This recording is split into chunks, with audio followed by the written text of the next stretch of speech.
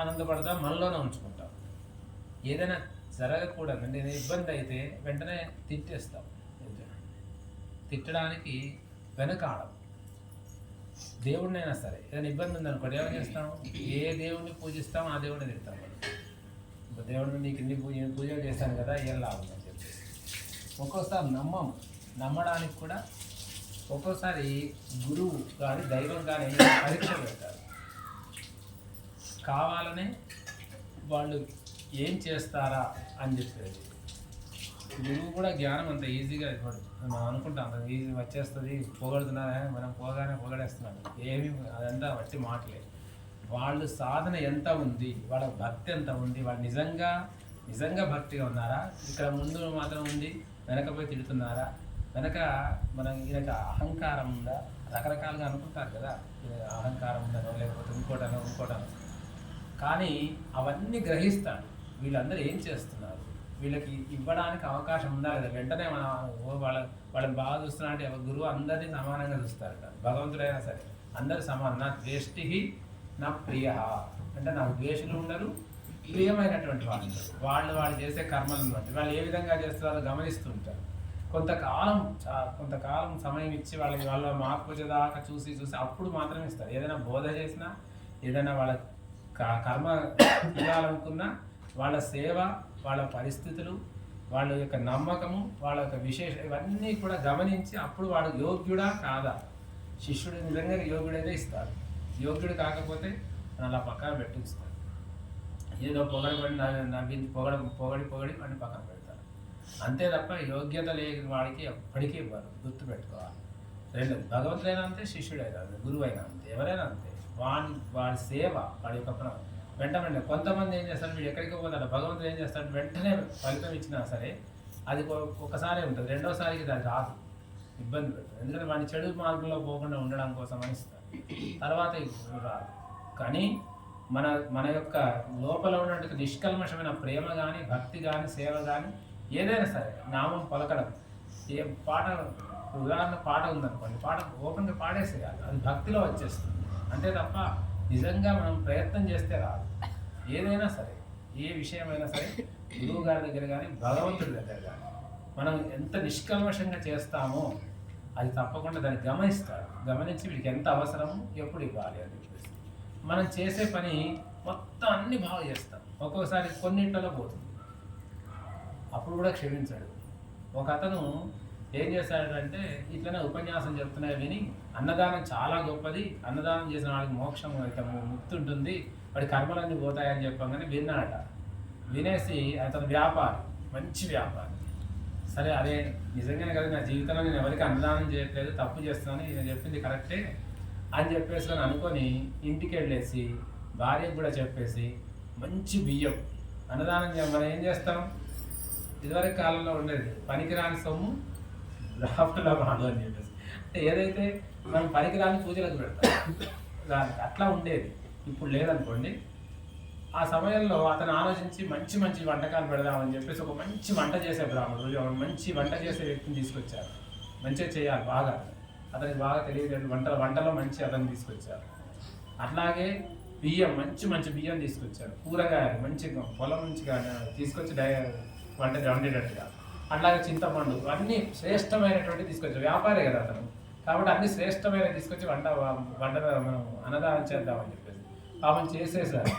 చేసిన తర్వాత భోజనం పెట్టగా అందరికి వార్తలు విరోచనాలు.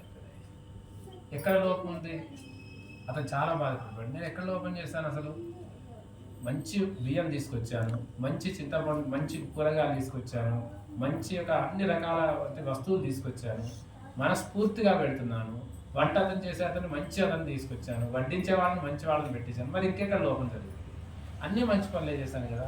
మరి వీళ్ళందరికీ వాంతులు విరోచనాలు పెట్టగానే తిరగానే వాంతి చేసుకుంటున్నారు, ఇబ్బంది పడుతున్నారు. ఏమైంది, ఎన్ని పనులు మనం చేస్తున్నాం అన్నీ, కానీ ఒక్క దగ్గర ఒక్కొక్కసారి పోగొడతాం.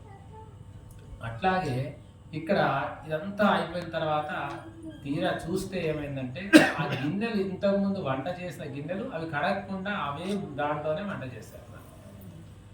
దానివల్ల ఇబ్బంది అయిందా లేదా అంటే, ఎక్కడ ఇబ్బంది అయింది అంటే, మన శరీరాన్ని శుద్ధి చేసుకోకుండా ఎన్ని చేస్తే మాత్రం ఉపయోగం ఉంటుంది. మనం శరీరం పాత్ర శరీరం. ఆ శరీరాన్ని శుద్ధి చేయాలి. అందులో ఎంత మంచి వేషాలు చేసినా దానివల్ల ప్రయోజనం ఏమి ఉండదు. అక్కడ చేసిన పొరపాటు ఏంటంటే అవి సక్రమంగా కడగకుండా వండడం వల్ల వాళ్ళకు వాంతులు విరోచనాలు. ఇంత శ్రేష్టమైన వేసి ఉపయోగం ఏం లాభం, ఉపయోగం లేకుండా పోయింది. కాబట్టి మనం ఏది చేసినా మనస్ఫూర్తిగా చేయగలిగి ఉండాలి. భగవంతుడికి తెలియదు. మనం అనుకుంటాం భగవంతుడు చూడడానికి వస్తుందా, గురువుగారు చూడడానికి వస్తుందా, నేను అక్కడికి పోయినా అడిగిన సమస్య తిట్టారు పట్టించుకోలేదు, ఆయన గొప్పనా అని అనుకుంటాం. అనుకొని మళ్ళీ ఏం చేస్తాం, మామూలుగా వచ్చి మంచిగా మాట్లాడతాం. అర్థమైపోతుంది వీళ్ళు నన్ను తిట్టారు కదా, అక్కడ ఓన్లీ తిట్టింది అనుకుంటాం. చిన్నపిల్లలాగా మనం అనుకుంటాం. ఎందుకంటే తన దగ్గరికి వచ్చే వాళ్ళ దగ్గరికి గురువైనా భగవంతుడైనా అంతే అనుకుంటాడు. పిల్లల్ని పిల్లల్లాగానే చూస్తాడు. శిష్యులను కానీ వాళ్ళు ఎంత పెద్దవాళ్ళైనా కావచ్చు, వాళ్ళ జ్ఞానంలో పిల్లలేగా. జ్ఞానంలో ఎప్పుడు కూడా భగవంతుడి దగ్గర కూడా మనం ఏంటంటే దేవుడు చూడడానికి వచ్చిండా, మనం ఏం చేస్తుంటేది చూడడానికి రావట్లేదు కదా, చూడు కదా. మరి దేవుడి దగ్గర తప్పు చేసిన ఏం కాదులే, ఏమైతే గణపతికి ఇంత పెద్దగా ఉంటే అంత పత్రి పెట్టాలన్నా ఏముంది, ఒకటి తక్కువ చేస్తే గణపతి చూస్తాడు అని చెప్పి మీకు వివరాలు కూడా ఒకసారి చెప్పుండొచ్చు. ఒక పిల్లవాడు పరీక్షకు పోతున్నాడంట. పోయేటప్పుడు గణపతి విగ్రహం దగ్గరికి వెళ్ళి దండం పెట్టుకొని, స్వామి నాకు పరీక్షలో అన్ని తెలిసినాయి, మంచి మార్క్స్ వచ్చినాయి, మంచి తెలిసినవి వచ్చినాయి అనుకో, నీకు మంచి పాయసం అండి నైవేద్యం పెడతాను అనుకున్నాడట. అనుకొని వెళ్ళాడు. పరీక్షకు వెళ్ళగానే అన్ని తెలిసినవి వచ్చేసాయి. ఇంకేం లేదు, భగవంతుడు దయ కదా అనుకొని అన్ని రాసేసాడు. రాసి తొందరగా అయిపోయింది, అన్ని తెలిసినవి వచ్చినాయి, భగవంతుడి దయలో ఇచ్చేసాడు. అది పక్కన పెట్టుకున్నాడు. పెట్టుకొని ఇంకో ఎడిషనల్ పేపర్ ఇస్తారు. ఇదిలో ఇప్పుడు ఇస్తున్నారో లేదు నాకు తెలియదు, కానీ నేను చదువుతున్నప్పుడు ఇచ్చేవాడు. ఆ పేపర్ బుక్లెట్లో ఇస్తున్నారు, అప్పుడు పేపర్లు ఇచ్చేవాడు. ఆ పేపర్ తీసుకొని దాని మీద రాశాడు. పాయసానికి ఏం పడతాయి, బియ్యం పడతాయి, పాలు పడతాయి, కొబ్బరి, ఇవన్నీ రాసుకుంటున్నాడు. జీడిపప్పు, కిస్మిస్ అన్నీ రాసుకొని చక్కగా రాసుకున్న తర్వాత ఆయన దేవుడు చూడడానికి వస్తున్నాడా, నిజంగా ఇంత పంచదార అవసరమా, పంచదార తీసేద్దాం.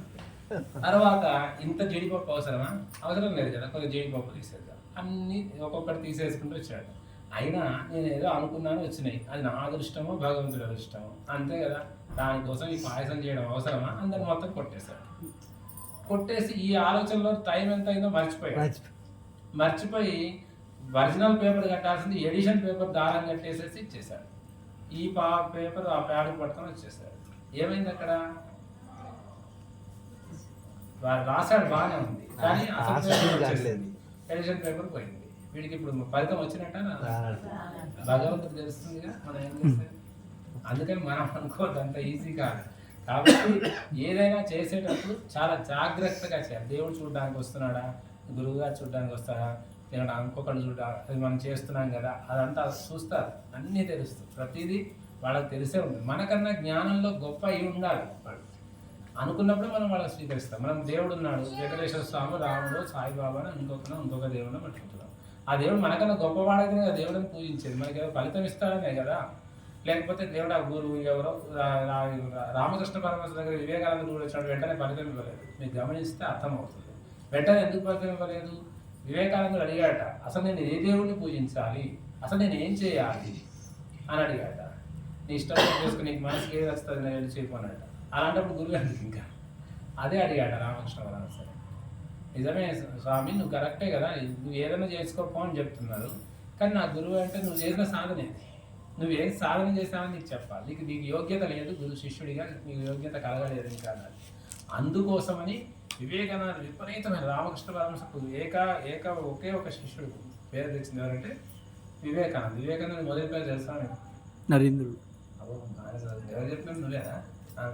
టీచర్ కలిసి నరేంద్రుడిని వివేకానందుడు. అందుకని వివేకాన్ని పొందాడు కాబట్టి అతని దగ్గర రామకృష్ణ అతనికి వివేకానందుడు అని పేరు పెట్టాడు. అంతటి వరకు తను కష్టపడి తను చేయాల్సింది క్రియ చేస్తేనే ఆ పేరు వచ్చింది. అంతకుముందు అతని పేరు నరేంద్రుడు. అందుకే నరేన్ అని పిలిచేవాళ్ళు, మనం నరేంద్రుడు అని చదువుతున్నా కానీ అట్లా. కాబట్టి మనం యోగ్యతకు సంపాదించాలి. యోగ్యత సంపాదించాలంటే ఫస్ట్ చేయాలి, కృషి చేయగా ఫలితం వస్తుంది. కానీ ఆ ఫలితం ఎలా ఉంటుందంటే శాశ్వతంగా అయి ఉంటుంది. ఏదో వాళ్ళు ఉండి వెళ్ళిపోదు. ఒక్కోసారి కొంతమంది కోట్లు సంపాదించేస్తారు, టక్కన అయిపోయింది, మళ్ళీ ఆ దారుణమైన స్థితికి పడిపోతారు.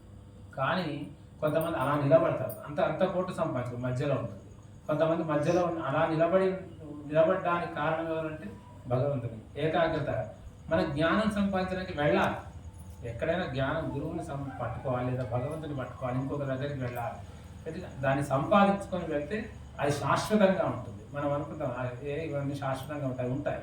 శాశ్వతం అంటే శాశ్వతమే. శాశ్వతం లేనిది ఏది లేదు, మళ్ళీ శాశ్వతమైంది కూడా ఏది లేదు. శాశ్వతమైనది ఏది లేదు, శాశ్వతం కానిది కూడా ఏది లేదు. అదే విచిత్రం భగవంతుడి యొక్క విశేషంలో. ఈ శాశ్వతము అశాశ్వతం గురించి తర్వాత చెప్పుకుందాం, మళ్ళీ ఇప్పుడు వెనక్కి చాలా వస్తుంది.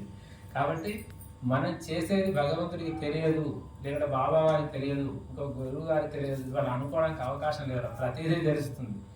వాళ్ళ యోగ్యతను బట్టే, ప్రమాణాన్ని బట్టే మనకు ఫలితం వస్తుంది.